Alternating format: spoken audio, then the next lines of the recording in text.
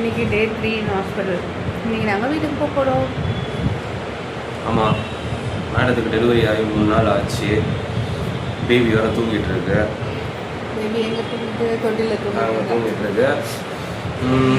எங்களுக்கு என்ன குழந்தை பிறந்ததுன்னு ரொம்ப ஆவலாக இருப்பீங்க எல்லாருமே.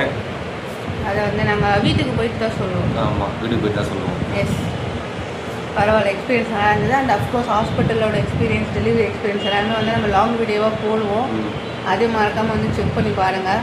அண்ட் ஏதாவது டவுட்ஸ் இருந்ததுன்னா கீழே கமெண்ட்டில் கேளுங்க. நாங்கள் வந்து ஒரு விஷயம் என்னன்னா, WCF ஹாஸ்பிட்டல் டி நகரில் தான் நாங்கள் பார்த்தோம். ரொம்ப சூப்பராக இருந்தது.